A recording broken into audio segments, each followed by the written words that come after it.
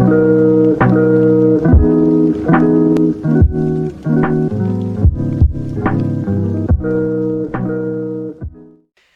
guys, what is going on, Rush here, and welcome back to another episode of Player Perspectives. Of course, if you guys know what we do on this series, I bring on a little special guest of my own. We take a look at some TV commentary, whether it be, or some TV matches, not commentary per se.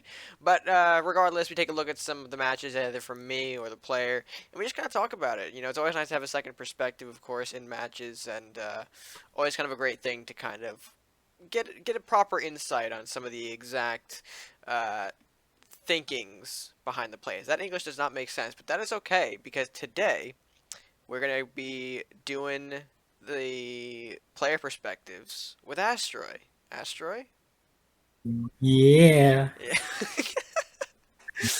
Yes, we have Asteroiy here, and today we've got his big warrior deck. Of course, he's been doing a bit of streaming with. I don't know if you've streamed this exact deck recently, but at the time I got the clips, you were doing a lot of work with big warrior. So, I mean, how are you feeling about that, big warrior? Big Warrior is big, and he shares big with his friends. Oh God! All right. Well, I'll probably have the deck list in our outro, just because I feel like at this point I've got the good content in the intro. So we'll show you guys the deck list afterwards, and maybe get some more details after we've seen some plays. But with that being said, let's go ahead and jump into our first matchup here and see how Big Warrior does. Alright, so Asteroiy, the first matchup here, obviously it's going to be you with Big Warrior deck taking on Death's Advocate, the Reaper DA. He's got the Pirate Crusader, so I'm going to hop into it here. Or I guess really before we hop into it, how do you feel like the deck stands up against I guess, the colors of Pirate Crusader? Normally, per se. You have good tools to hit the back line, so it's not terribly scary. It's just not overcommitting and losing to like Mercenary's Execution. Right, because in a deck that's kind of centered around creating big unit, something like direct removal obviously is going to hurt you a lot. So, makes sense there. We're getting into the match, though. Obviously, Master Thief going to go ahead and be the opening for Deaths here.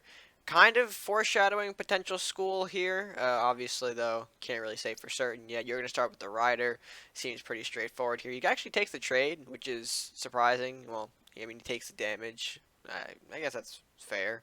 Some people don't like to take that trade, but I guess he's not really afraid. And here is Warrior. Look, I remember you foiled Warrior out for this deck, didn't you? I watched you foil Warrior for this. Yeah, I did. Are there any comments on foil Warrior, or is that just no comment necessary? No comment necessary. Fuck. All right. Self-explanatory. Alright, so you obviously set up a warrior here.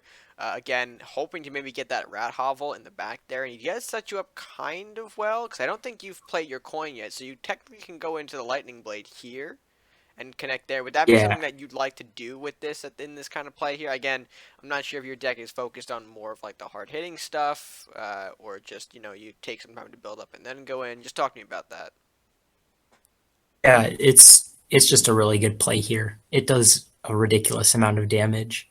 It does 10 damage total and gets rid of the hovel. So Uh, like the value of doing this is just insane. Well, we're gonna check the math right now. You're currently he's currently sitting at 18 on the castle here.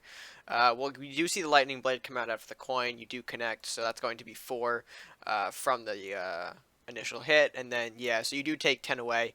And I mean that's not exactly big warrior, but hey, it did a big thing, I would say. But I mean, you mentioned that this is kind of where you know you might have a little bit of issue. We obviously the mugging in hand that's going to be used here, I imagine. Yep, there it goes. Goodbye, warrior. I think I stuck my card over Southport for a bit in the recording, so just ignore that for now.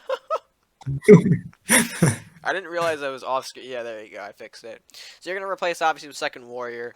Seems fine. He'll reset up a hovel. So kind of trying to get back to where you were just a moment ago before the lightning blade hit. His hand is actually pretty bricked out, honestly. He's got, what, 2 arbiters that he can't even use in the next turn because he's going to get the 6, 8. Yeah, he can't even use that. So a bit of a move for him there, but I mean, hey, now you can set up temples, start getting some good pressure down. Honestly, aside from warrior here, would you have any sort of like mid or late game targets that you'd like to max out on? Because obviously, I mean, if your deck is focused around creating big unit, I mean, is there an ideal later game big unit that you'd like to see in games? Um, not particularly. I don't have any later game unit like super committed. It's mostly about getting like a ludicrous strength on a smaller unit that could really use the buff. Right. Okay. So you do see the Mordok come out now. Bestial Rage gets thrown onto the Wind Mage. I think that probably was a little bit miscalculated. Obviously, you had the Mana Core up beforehand. You could have gotten a little extra stat lines, but hey, I mean, something that everyone kind of overlooks here and there, so it's no big deal. You do get some nice value here, getting off the Rat Hovel and swinging back the Wind Mage, taking out the Mordok, as well as connecting to get rid of the Horseman and the Beastmaster again, just to further protect that invested unit. So I mean, you do a pretty good job here with the cleanup. You go after the yeah, you do go after the blacksmith, and I think you have this game pretty much in the bag here at this point. I think he's gonna go for arbiter, but I mean, I think you've wrapped it up quite nicely. Yeah. Um, this arbiter play does put a decent equalizer on the board, though. It's kind of who draws well the next few turns now. I'm surprised you Because didn't. yeah, I have like Wind Mage, but there's answers. Right, and I'm actually surprised that you didn't kind of put the lumberjack in, especially since you just mentioned that it's coming down more to the draws in this matchup. So is there any kind of reason that you took maybe uh, the Wind Mage kill over the lumberjack? I mean, maybe just like having more units on the board to kind of make that push at this point, because I mean now you've equalized on health, so I think maybe was Yeah, that sort of the that's reason. that's exactly it. I was hoping to be able to make the play on the board by having more units. Oh, a lucky dagger storm though. It does take out your wind mage and the lumberjack. You do get the card, but at a hefty price. I'm surprised he actually went with the dagger storm when you do have. Well, I guess maybe Mordok isn't the best play because if you throw out Mordok, you obviously can manipulate him in such a way that you can kind of minimize the interaction and maybe get some Yeah, chain value. So I guess understandable there, but I mean you're gonna throw out the Yarm now, and that's gonna be very problematic. I think he doesn't have clear answers. I think he throws out the Mordok, right? Yeah, Mordok's gonna yeah, be the answer. and Going back to you, he actually left his face open. So oh, that's dirty, man. That's dirty. Wind Mage showing some small value here, getting rid of or putting Mordok in a position where there's just so much more chain value. Does pull the Wraith, but honestly, I don't really think it matters at this point. You've really just kind of swarmed him. Does top the execution though. Goes for the Arbiter to kind of heal things out, which is fine. I think, okay, yeah, he goes for the Armory. So that way Yarm can get a better kill here. But yeah, I think this game I keep saying it's like it's over, but like there's still a minute left in the match. So he holds on, I think. Rada goes ahead, it's shoots it. some face damage, but yeah, I mean, pretty clear cut crystal here. I think you probably at this point are looking for something like that ludicrous strength, right, to just create the game-ending punch. Yeah, Master at Arms was a really good pull here. Does he execute it? Really, just Yeah, he accelerate damage. executes. And then Blacksmith cleaning up the rider at the sacrifice of his and then you just free reign here over the game. I mean, so yeah, overall, a pretty strong start to the deck. I don't think we saw. Well, we did see a big warrior. I don't know. Is that the standard of big warrior in this deck? I don't know how big the standards are. Uh, we've had 9/9 warriors before, Oh, okay. but S- typically it's going to be a 5/5 warrior or So a 5/5 we wind we were we mage. were close. We were close. We got the 4/4 with the lightning effect. Yeah, So that did pretty big damage. I mean, I don't know. I took these clips a while ago, so I'm not sure if we saw any more big warrior here. But I mean, at this point, I mean the game can just end right here. You have the wind mage on castle here. Oh, and you go ahead and do that so the bear can get in. Okay. Okie dokie. But overall, a very strong start to Big Warrior here, showing it what it can do against. I want to say the Pirate Crusader, good stuff. I don't know. I didn't see school in that match. I didn't see a whole lot of gold gain aside from the usual stuff. But I mean, overall, a strong start. Asteroid, do you have any kind of comments that you wanted to throw out there before we jump into game number two? Um, Other than abusing Mordok's spawn for chain, no. But that is good tech that you can use because if he spawns a headless horseman, it'll die to the chain. I think Wind Mage is just sort of an overlooked tech too. The way you kind of use it to push and Thunderstrike. A lot of people don't pull Wind Mage anymore, honestly. And it's kind of a shame because you can set up some nasty chain stuff if you play that correctly. Yeah, and if this deck had more freeze, Wind Mage would be even more valuable. Right, right. But with that being said, folks, match number two, I guess coming at you right now. I thought I had a better transition, but I don't. So match number two. All right, folks. In match number two, it is going to be Big Warrior taking on Kobe. A little bit of Warlock Crusader action. I don't know if this was last rule of no interaction. I don't remember. Obviously, again, I took these clips a while ago, but let's see how you do here. We get to see your perspective this time, so a bit of information on what is in the hand here. And you start off with Big Drake. Oh, nope, there's Warrior. Okay, well, we're going to throw the Drake anyway. Makes sense, especially in the Crusader Warlock. You want something that could survive an initial burn here. Imp as well, also, if the burn lands right, you can still keep that Drake alive. I think, yeah, okay, Lumberjack is going to be the play to go. And holding the Warrior, again, I do agree. You don't want to lose that to Imp. So you do get the Lumberjack kill. I almost forgot what that card was called. Buck's going to do some cleanup. So, I mean, yeah, pretty standard stuff so far. Again, I think this is no interaction here. Arctic Yeah, I Explorer, though, is an interesting remember. tech. Since you mentioned the deck doesn't necessarily have freeze, is there any sort of elaboration on, like, what he does here? I think you've told me personally, but just so the fine... and he's gone. But for the fine folks at home, Explorer choice, question mark? Solid 3 drop. There's an argument to be made that Berserker's better, but the extra health is nice.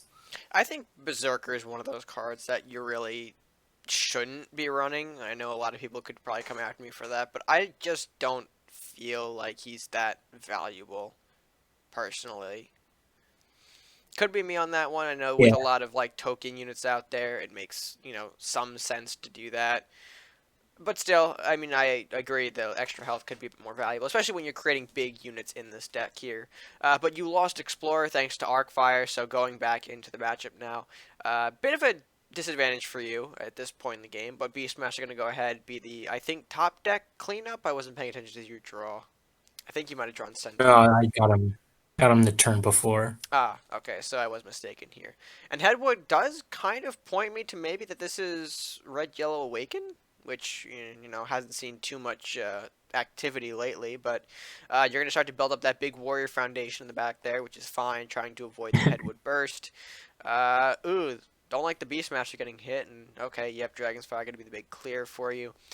Do you find cards like that to be problematic? Like the AoE of Flamestorm, Dragon's Fire? I mean, obviously all decks have their opinions of it, but when you're creating big units, do you find that that's a problem? Yeah, I mean, 3 damage is a lot, even for a bigger unit. So it can be pretty problematic. That's why I didn't want to overcommit to the board.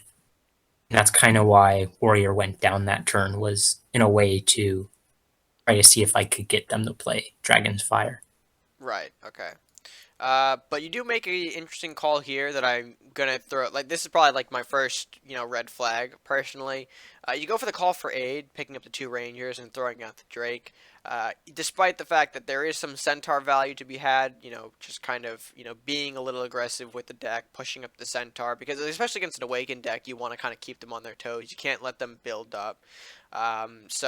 Any question as to, or any thoughts as to why the Ranger play rather than the Centaur removal? So I was looking at this and playing Centaur this turn. He goes on 7, and after my next play, he could have Kraxus out. So I figured it might be better to just get Northland's Ranger down before he could get Kraxus down. There's definitely a case to be made for using Centaur this turn. Right, because you're But removing the, the mage value that, could potentially see a reawaken of Headwood, and then again, the range of Wizard is always problematic, especially because we do know Arcfire does exist in the deck as well. But I mean, I respect the Ranger decision just for that, thought of Kraxus. I think he still has his metal too. I don't know if we've seen it in game. Uh, but I mean, obviously moving on here, Darkbender, yeah, just a lot of mage power in this deck, surprisingly. Oh, and yeah, more wizards. I think he coined out Headwood. I don't remember though. You might be right on that, but I'm not sure. But I mean, like, how do you, I think, because this is also something that I think a lot of decks might like some insight on, obviously. There are decks that decide to abuse range, whether that be like we're seeing here with a lot of mage power, or something like the, you know, pirate variants or the pirate druid where they put scope on a cannoneer and go send them in. Does your deck find problems with that, or is it just because I mean again, big warriors are something nasty. Yeah, especially since this deck is not running freeze, which is likely suboptimal. Right. But what you're really looking to do against so much range units is win mage Oof. to get the ranged units out of the way. And then once the ranged units are out of the way, you can move your bigger units into the middle of the board and take control. If you can't get the ranged units out of the way, it's about waiting for what I just got here, Bestial Rage, to make absolutely pogger plays. I think yeah, this is sort of the big turning point here. Yarm slapping a huge amount of damage all over the board here. You pretty much take out his entire back row and force him to surrender right there, which is honestly very scary. I mean, it was a very poggers play of you to do that, but I mean, Yarm again, one of those cards that you don't see too often, just because of the way the current environment stands, with things like burn being prevalent, a lot of tokens everywhere. You just don't see some of these things often, so it's kind of nice to see uh, that kind of play make that big of an impact. I think that's really nice here. But I mean, like, what were your thoughts going into it? Like, if you didn't have the rage for it, just range your prey? Question mark, or find some way to lure him in, I guess. Well, I was waiting on on Bestial Rage because that was like the absolute best thing to get. But the other option again would be something like Wind Mage to move his ranged units to the back so that there's space in the middle for my bigger units. Right. Um, Other than that, since this deck doesn't run Freezing Pillar, it won't fare particularly well against ranged units. So Gotcha. there's a case where you swap something out for Freezing Pillars or like Sheep to the Slaughter or something to help deal with that. Hmm. Gotcha. Gotcha. Well, again, overall, very strong match. Definitely hit hard with the Yarm here, showing how each of a different impact of a big unit, I would say. But with that being said, we've got one more match in store today. So without further ado, folks, let's go ahead, jump into that, and see what happens there. All right, and for our last match, Asteroiy, we've got you taking on. I'm just gonna say Truebat because I don't know what the last section of that name means or is pronounced. But you're going up against the Ninja Pirate, which can take on a lot of shapes. So with that being said, I'm gonna press play, see what happens here. Backing your perspective again, so gonna go ahead and check out what you've got to work with. Opening with the Rider, which is of course fairly strong, and he'll get the Lumberjack. See if you take the trade here. If you want damage for him to get the draw, which you don't.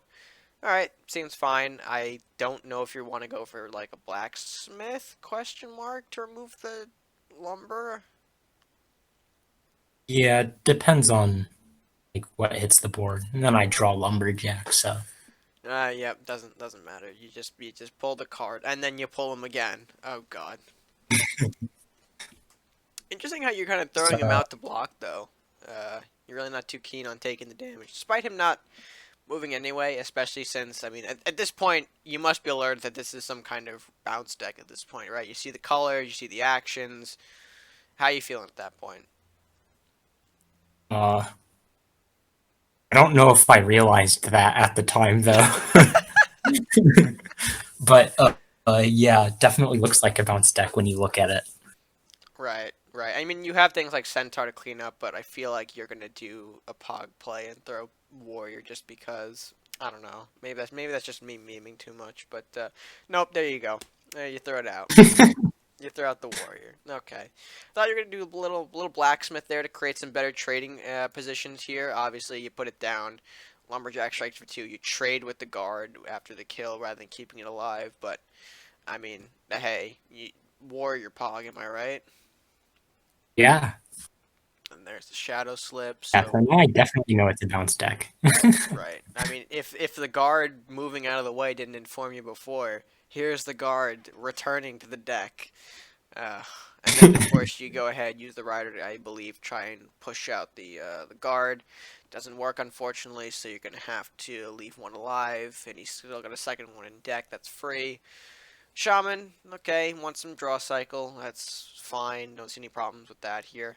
At this point, I feel like your deck needs to kind of get aggressive, but you don't have the tools to do so in hand. Because obviously, going up against a bounce Yeah, deck, you want to kind of force them to use their gold on defending their resources, and obviously that hurts a bounce deck when you have nothing back to bounce. So, I mean, again, I understand how you don't have any sort of aggression here, but I mean, hey, we'll see what happens. Go for the wolf on the shaman. Gonna take that out. I believe you go after the blacksmith too. Yep. Okay. So rather than kind of worrying about potential uh, or worrying about more guard bounce back, you hit the blacksmith to kind of make those guards weaker, which is understandable. And then you put the 4/4 on face. Beautiful work there. Yeah, I don't really have any sort of problems so far, but your hand is looking a bit questionable for the rest of the game here. Throne actually is has the used. throne here. Yeah, and that I mean his guard Probably also pretty- survives that, which is even scarier, just by one. I think you go for the Beastmaster trade here. Yep, yep, you do that. And then Manticore?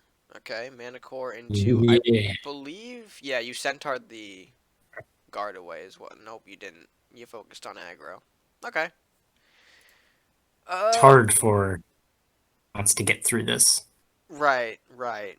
I mean, I was just thinking, like, maybe taking away more of the resources, but going face in a way does make more sense. You're obviously wanting to put the pressure on. Like we mentioned before, you want to kind of put them more on the defense rather than wasting the gold to bounce and replay and all that good stuff, especially when they're weaker because of the lack of blacksmith. Robins though, that's gonna do some nice cleanup work, sort of.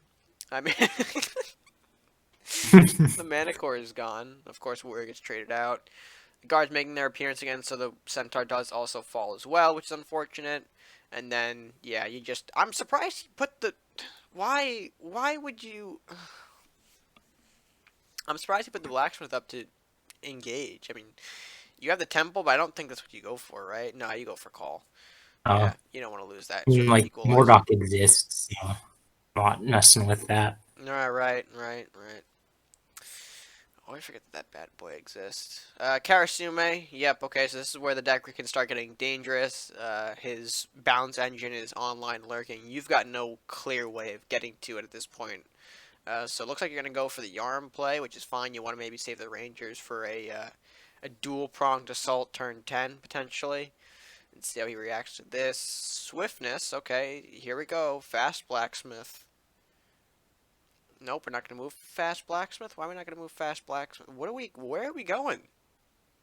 What are we doing? Oh, Just God. probably bouncing Karasume. I think I remember how the rest of this one goes. Does he?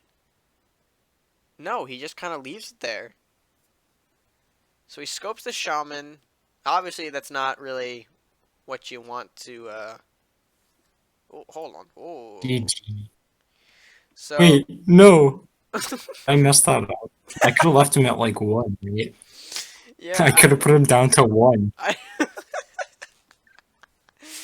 you go for a temple here rather than what I thought you were going to do. You're going to do like some sort of ranger thing maybe, but no, you want the temple down, you put the lightning blade on blacksmith and say, "Here you go, buddy. Let's go ahead and take down your blacksmith and get your stuff all discombobulated." Which I mean, in fairness, you do. You take it out. You kind of take away all his resources here, and I don't think he can. Oh, nope, there's the Mordok that you were worried about. Yeah. It does make a trade, though. Unfortunately, Banshee does live. It's not the Headless, so Windmage does die as well, which is fine. I think you go for the Ranger here, right? Yeah, you do. I think, do you go for two of them is the question, though. I think you do. Yeah, you just rush the other one. Right, because at this point, you don't want the Right? bounce deck to kind of get any sort of recovery. And then Southport. Now that I'm thinking about it, the play where I leave him at 1 probably would have been worse. So I'm glad I didn't do that. The one threatened lethal afterwards, so it was better. Right, and then there is the Surrender. So you do take the win over the bounce deck.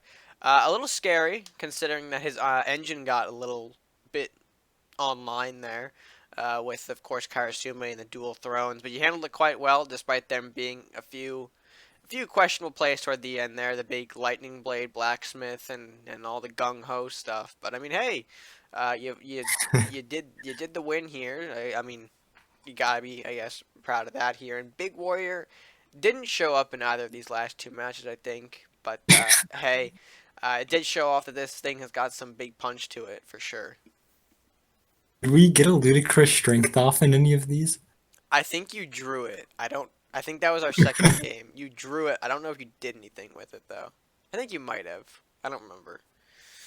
But I mean, overall, I Asteroid, these will, were. Oh, go ahead. I will say ludicrous strength does put in the work. It You can put it does. on Wind Mage, and Wind Mage won't die to Bolt anymore. You can put it on Warrior for the same effect. You can put it on Faithful Break to put it up to 7 health, Well, hey, hey, hey, which hey, is hey, hey. Listen, listen, listen. Despite that, we might have not seen a ludicrous strength here. You know what the good people can do at home, Asteroiy? you can do it for themselves. No, no. I was gonna point to your fucking channel. Fucking idiot. Shh, shh, shh. Alright, folks, and that was Big Warrior. Now, of course, we've got the deck list for you right here to take a quick look at it. I'm not going to go too in-depth here on this video because obviously Asteroid's got his own gameplay where he's got his own explanations. You can go ahead and visit that. Link, of course, in the description like I was trying to get him to do before. But overall, we did see some strong showings from this deck. I mean, obviously, we didn't see all the foiled pieces of it, though. Wink, wink. Or isn't that right, Asteroid? Oh, fuck. I can't make him cry. Oh, no. Oh, no. But overall, I mean, solid list here. We've obviously got a lot of things that we saw in the matchup. Plus, some things we didn't see, obviously. I mean, we didn't see a whole lot of the Master at Arms. We didn't see... I think we might have saw the Ludicrous in hand, but not played. But everything else was kind of pretty much, we saw it in action. We saw the most value we could possibly get out of it. And, I mean, Astro, do you have any sort of last comments for the deck before we end it off here? Other than Manicore saved my lumberjack from dying. It was big value.